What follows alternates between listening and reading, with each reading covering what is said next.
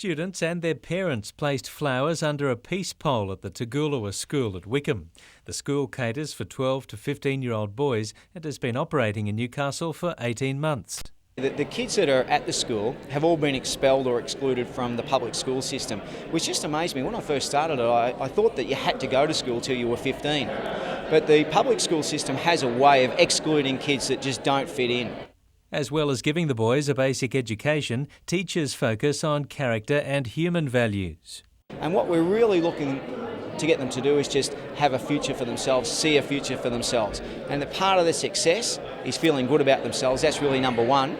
John Fitzgerald wants 5 of the schools operating in New South Wales within 2 years. Meantime, 9 teenage girls have turned around a life of crime with the help of the Police and Community Youth Club and the Department of Sport and Recreation. They graduated from the Breakaway program today, giving them the skills to resist breaking the law.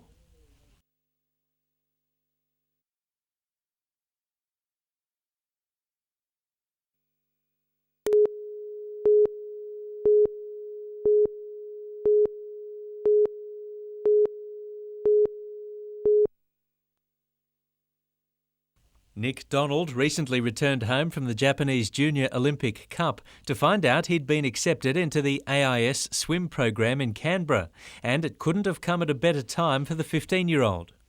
My old coach Bob retired, the pool that we were at is closing down, everything was just utter chaos really.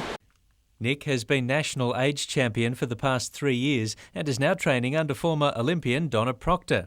We were hoping that someday I'll be able to get down there because it's the best coaching staff in the world. Pretty much the best facilities for training in the world. The 6'2" Ashtonfield Flash with size 16 feet says he's not out to emulate Thorpe or Klim, but wants to leave his own wake. Be myself, be the first Nick Donald, as I've always liked to say. I just want to be myself, set my own standards, set my own styles. Paul Lobb, NBN News.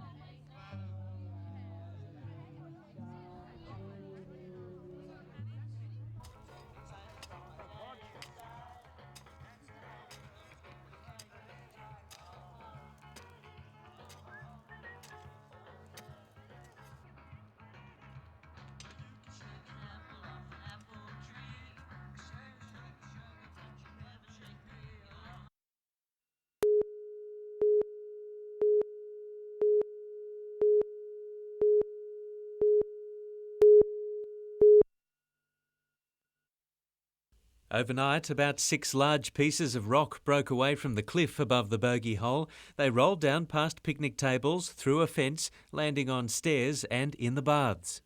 Obviously, it's fortunate that there was nobody here at the time, and it can be obviously a very dangerous place when you're near the cliff faces. An engineer inspected the cliff today and found evidence of other sections ready to give way. Until it can be made safe, the baths and surrounds are closed. We don't really have a time frame on just when we'll be able to get it open again, and that might take some time. However, the inspections are underway as from today, and we should have an answer within probably the week. Meantime, the massive boulder blocking Shortland Esplanade could become a permanent feature. Yeah, we haven't had a lot of complaints about that being closed to traffic, and I suppose that encourages council that they've made the right decision to make it pedestrian only at this stage. Paul Lobb, NBN News.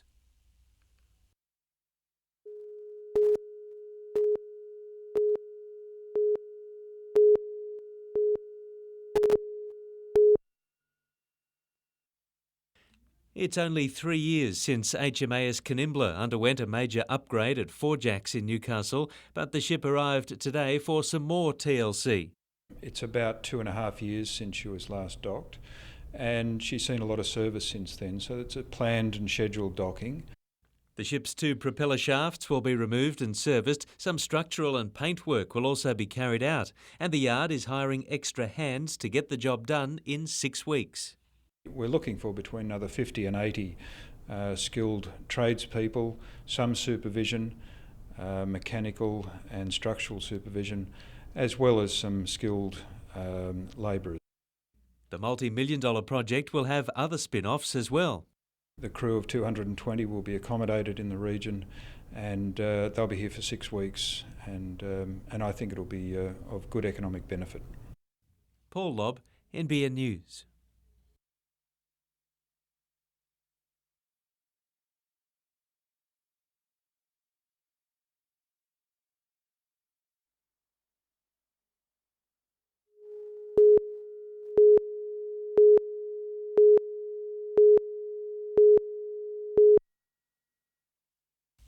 Even the most particular wine connoisseur would have been impressed by the selection of Hunter Shiraz.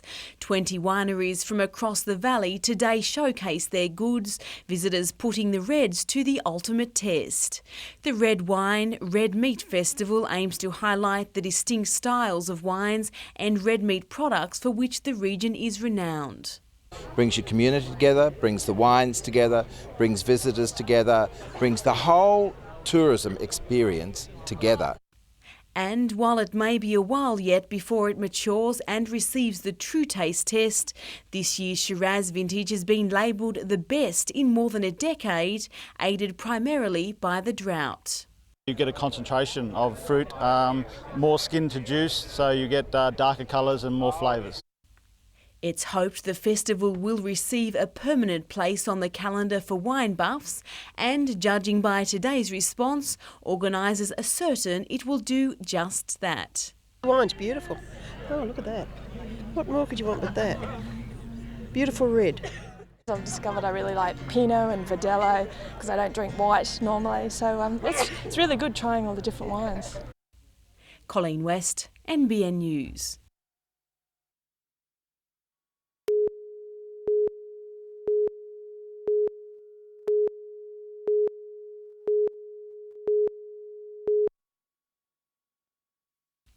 Injecting insulin 5 times a day is something Aaron Mose would rather do without. Because I'm sick of having needles, and yeah, that's pretty much it. Sick of finger pricking.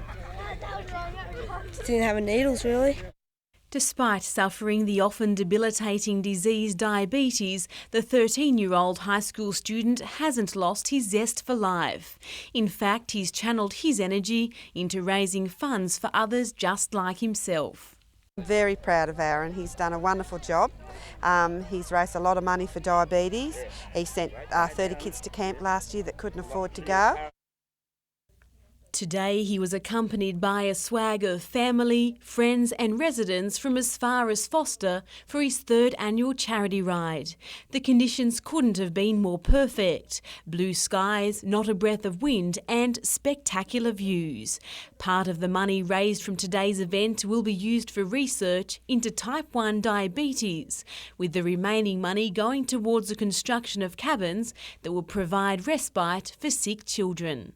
It's the third time Aaron has hit the road raising funds for diabetes sufferers. He is hoping to secure $10,000 from today's effort. Colleen West, NBN News.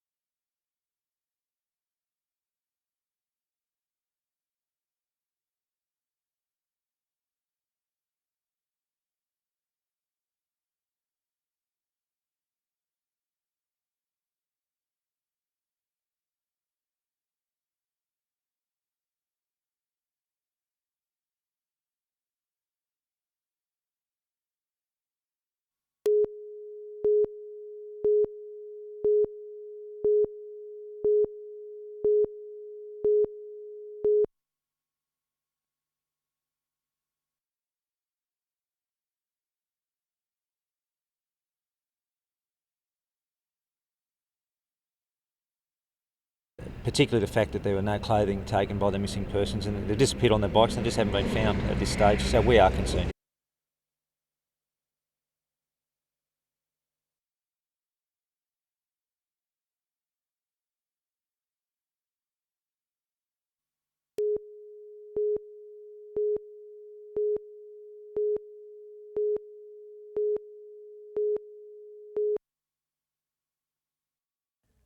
United had never won at Ericsson Stadium before, but that was just history as far as Asala Massi was concerned, the Fijian on target early.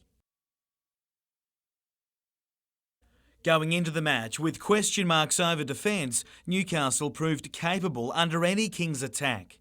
While at the other end, nothing seemed to be going right for the home side. Asala Massi had a head in the next, with 18-year-old Joe Wheelhouse left with one of the easiest finishes he'll ever see. 2-0 up at half-time, the Kiwis opened up in the second as they chased the game. But again, Newcastle held firm at the back. New recruit Damien Brown was showing some great form at the back to cut down another chance. In contrast, the Kings were sloppy at best in their challenges. It sparked United keeper Tom Willis to hold his ground. But the keeper could do nothing, with the Kings' Harry Nata slotting home a pearler in the dying seconds.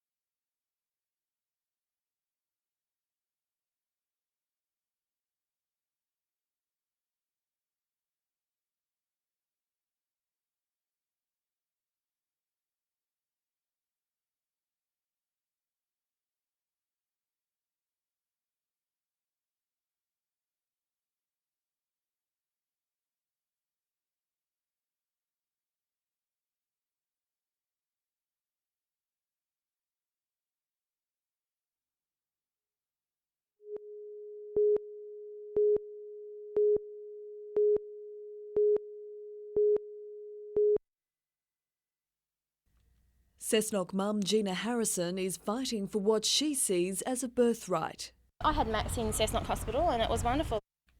Gina helped collect more than 1,000 signatures on a petition which local MP Kerry Hickey is taking to Parliament. It calls for the establishment of a community midwifery program in Cessnock, where every woman who goes through the program will have her own midwife for all of her antenatal care. The midwife will help her birth the baby and then do all the postnatal care in the home. Hunter Health ceased the delivery of babies at Cessnock Hospital back in May, citing low delivery rates. But the Maternity Coalition claims its petition shows there is demand for some kind of a local birthing service. It says the community midwifery program could be the answer, meaning women would no longer have to travel to Maitland for their birthing services. It sounds wonderful to have one midwife come to our home and do all our appointments. Hunter Health is investigating the idea, currently holding talks with the Maternity Coalition. Natasha Bayersdorf, NBN News.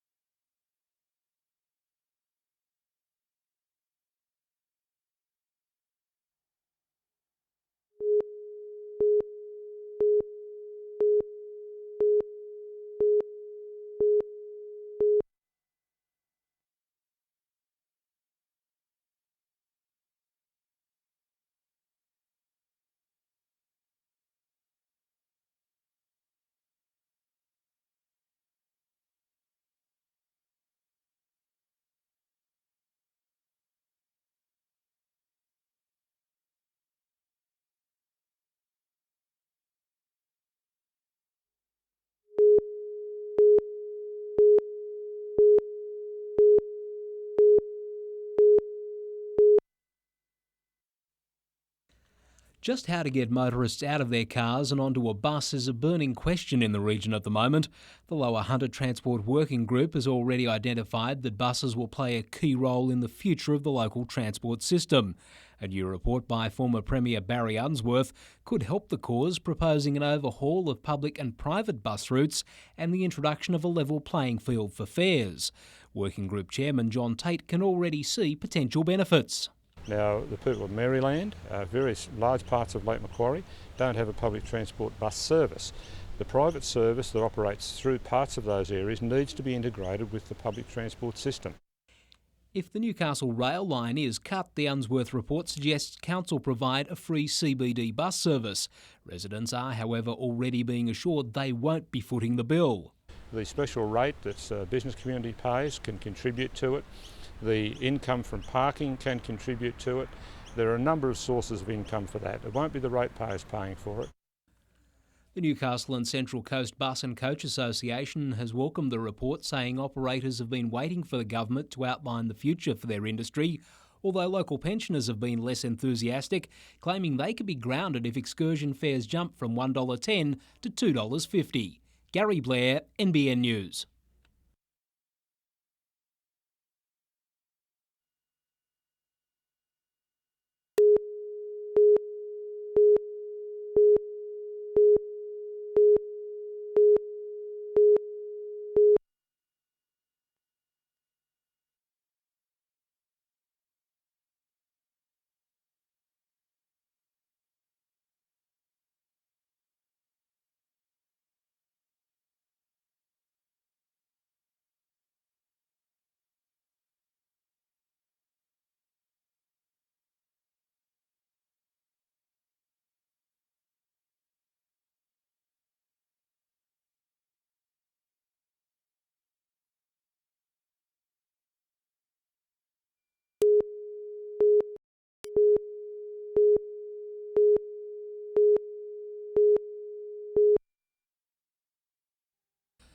The victim is understood to have suffered several stab wounds after being attacked in the backyard of a Pacific Highway home early this afternoon.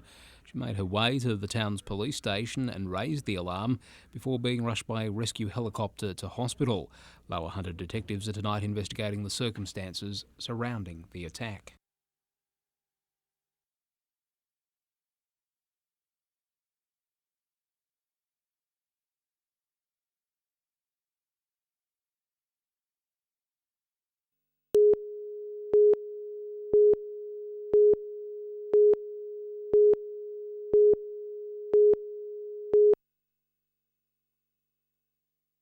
This was the windscreen from the truck that was targeted. It was shattered by a large rock, the impact just centimetres from the driver's face. And out of the darkness has come an enormous smash into his windscreen and smashed the windscreen, of course, and given him the fright of his life. Fortunately, the object, whatever it was, hasn't gone through the screen. The missile was thrown from the Huey Road overpass at Waii about 4 o'clock this morning. It's one of a handful of road bridges left in the state without barriers to stop objects being thrown. Consequences or potential for tragedy out of this are huge. And as we know, it's only a couple of years now since a driver was tragically killed on the Hume Highway when exactly the same thing happened, with people throwing concrete rocks off the overbridge. What we also need to acknowledge, though, is if people want to undertake this sort of antisocial behaviour, they'll go to a bridge that is not fenced. And so every bridge needs to be fenced off. The TWU wants the state government to fence all overpasses, removing the opportunity for further senseless attacks. Luckily this time, the driver escaped unhurt. Paul Lobb, NBN News.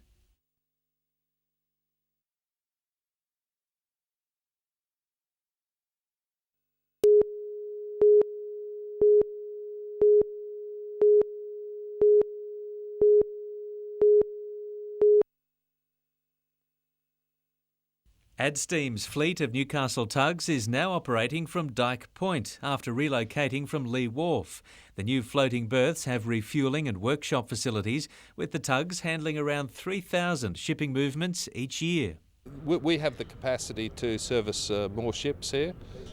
We currently have 6 tugs, 4 of which are working most of the time, and 2 standby tugs, so we do have capacity in this facility to handle a lot more ships. Meantime, craft with sleeker and sexier lines will be seen on the harbour from today. As facilities for recreational boaters continue to develop in port, the harbour's first boat brokerage has opened for business. A range of new speedboats and yachts is now on display at the Cruising Yacht Club Marina. I believe the future here in Newcastle is very strong. It's basically been a traditional shipping port, but there is no recreational boating, and I believe this facility is going to expand and grow. Paul Lobb, NBN News.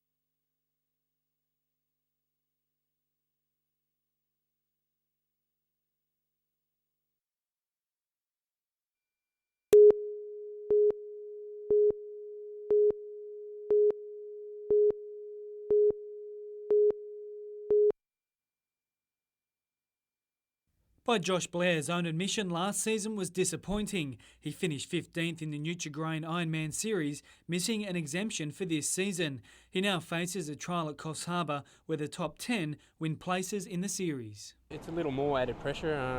Obviously leading in, you're not sure, it's early in the season, how the other guys are going, and just hope that my preparations is far enough along that I'll get through. And making it as a professional Ironman has got much harder, with prize money in the series slashed. These days, I mean, it's a lot less professional than it used to be, and I think the guys that do it, they do it for the enjoyment. I think if you're doing it for the money these days, then it's quite difficult to earn a decent living. I think it's only the top few guys that'll do well out of it. And tomorrow night at the Central Coast, 2 world-renowned hunter riders will be making their mark on the Speedway track to pay tribute to a mate. Swansea's world number 2, Jason Crump, will join Toronto's former world number 3, Todd Wiltshire, for the Mick Poole tribute meeting. When you're an Australian competing in Europe, in England or Poland or Sweden, the riders from the home countries tend to get more, recognition by the fans, and certainly nice to come back here and have all the fans on your side. Cullen Robinson, NBN News.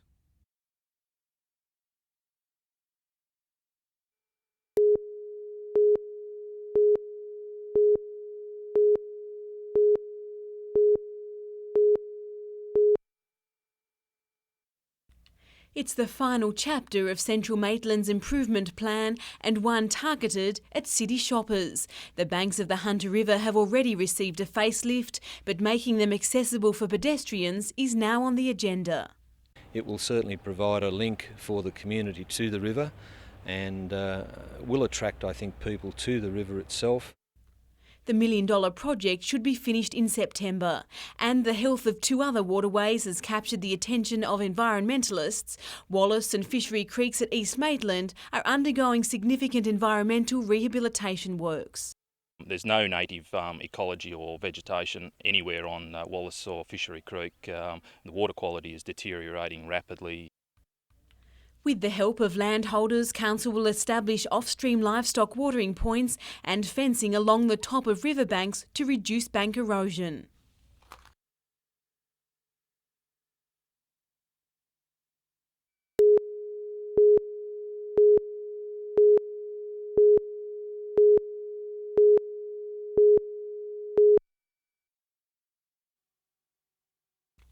They may be fly-bitten and saddle-sore, but they're far from beaten. A little bit tender, but not too bad, holding up pretty well. Alison Powdrill, Julie Street and their equine companions have embarked on a 9-day journey that will see them take in some of the most breathtaking scenery in country New South Wales. The riding partners left Morpeth early yesterday bound for Tamworth, and they're not going empty-handed. They've raised $7,500 for the Tamworth Challenge Disability Service. They've got 1 respite bed. They're hoping with the money that we raise and other money that they'll be able to build a respite unit which will cater for 4 to 5 beds. The ride is already taking a toll, with a 3rd participant forced to withdraw from the journey this morning. Broken saddlebags, numb legs and horseshoe replacements are the least of their concerns right now. Julie and Alison are focusing on the journey ahead and indulging in a little country hospitality. People have been extremely generous along the way, allowing us to stay at their places. People arranging for us to stay at sports grounds and pony club grounds. People donating their feed. Under the ever-watchful eyes of other envious would-be travellers, these companions will spend at least 6 hours a day in the saddle until they reach their final destination next Tuesday. Colleen West, NBN News.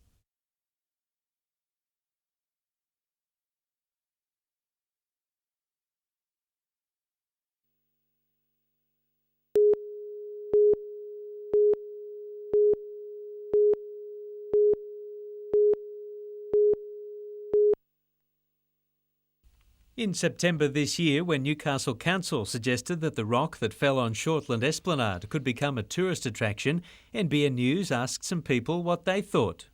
I think there's nothing but a rock there, and if it had fossils or something in it, I would go and definitely see it, but it's just a rock that fell off, so I don't see the use. But I don't think you can make much out of it. I mean, it's just there, right? It's a rock. Now, well over a year since the rock fell blocking the popular coastal road, Newcastle Council has organised a guided walk next month that will feature the 20-tonne graffiti-covered lump. Where people are going to learn about the geology of the area. We're quite unique in Newcastle, where here we've got coal at the bottom and shale and then sandstone, which is an unusual structure. And we've got a leading geologist, Ros Kerr, who'll be taking people on the walk and telling them all about our unique geology. Other walks and kayaking will feature in the summer holiday program, with details available from Newcastle Council.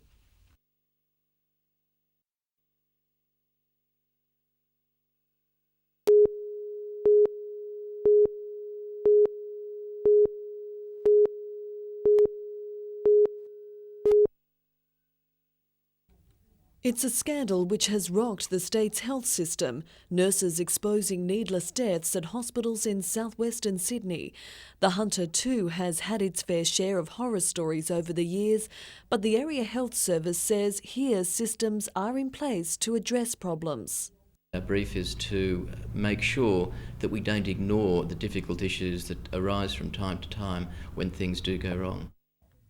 Professor Spiegelman heads Hunter Health's Clinical Governance Unit, the first established in Australia in 1999 to investigate hospital mistakes. We have taken a lot of action about issues that have arisen, but I would not want people to think that the system is perfect. The professor says improvements are still needed, but headway has been made in the key area of getting staff involved in reporting and solving issues. We are trying to encourage a culture where people come forward and report, hopefully understanding that it's not a blame environment and that we do act on these things. Natasha Bayersdorf, NBN News.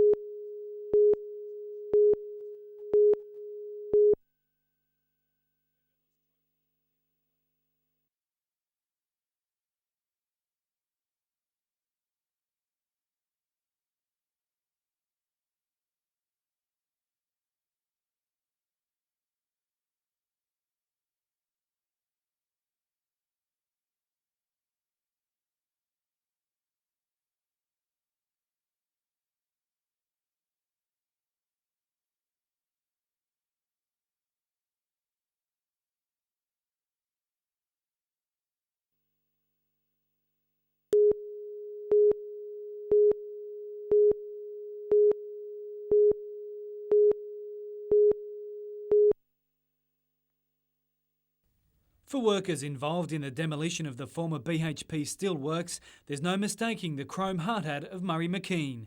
The commercial photographer has been a regular at the site, documenting its slow demise, those images standing out as much as his safety gear. His work will feature in 2 exhibitions in June next year. One, titled Hot Slag, is a selection of colour abstract images. They're like opals. You just search all day and eventually you'll find one. While the other, Still Life, is more traditional, showing the steelworks before and during its demolition. The pictures demonstrating the enormity of the structures that have one by one been pulled down and pulled apart. No picture demonstrates that more than this photograph of the biggest single building ever demolished in the Southern Hemisphere. The Portaloo in the foreground, dwarfed by the cloud of dust kicked up by the fallen steel-making building. And giving the project even more significance is the method Murray has used to photograph it. He's using cameras of a similar age to the structures he's capturing. When the steelworks was built, the whole process was documented with cameras very similar to this. But there's something special about using film and cameras like this, the process, the technique. It's a wonderful experience to photograph using cameras like this. But come July next year, the site should be cleaned up and Murray can finally enjoy the fruits of 4 years of hard work and perhaps begin the next photographic job of a lifetime. Colin Robinson, NBN News.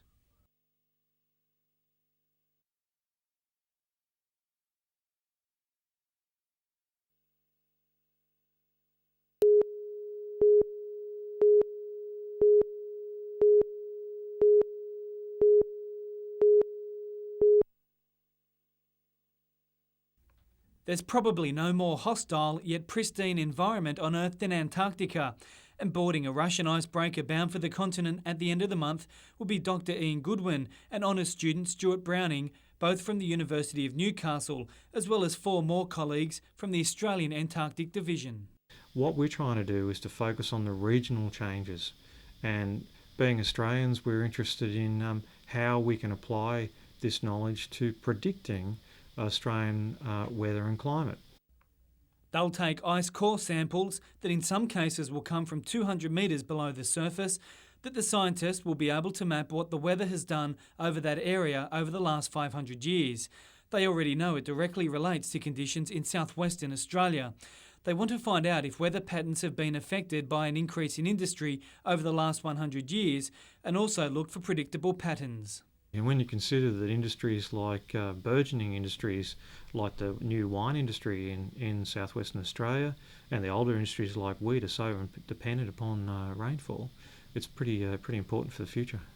Cullen Robinson, NBN News.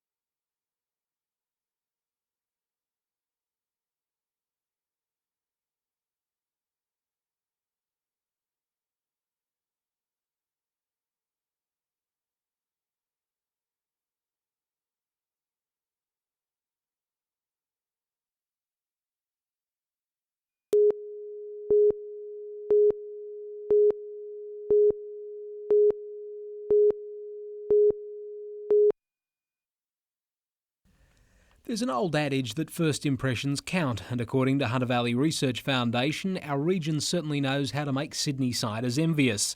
A perception survey of 1,000 households found Sydney-siders highly rate our environmental attributes of fresh air and clean water, putting them ahead of their own city. They also know where to find affordable housing. Even though prices have gone up significantly in the last year or two, certainly the Hunter is being perceived positively with regards to Sydney perceptions. One Newcastle residential development set to become a reality is on land next door to the Army Reserve Training Depot at Adamstown. Newcastle Council has approved a $20 million defence housing project on the Brunker Road site after more than a year of negotiations. It provides well over 60 homes for the residential area of Adamstown, which will be a great fillip for the commercial area. It'll have young people there, which will bolster the numbers at the local schools. The new residents are expected to be Air Force personnel, with the Defence Department having a significant need for additional housing to meet the demands of the Williamtown base. Gary Blair, NBN News.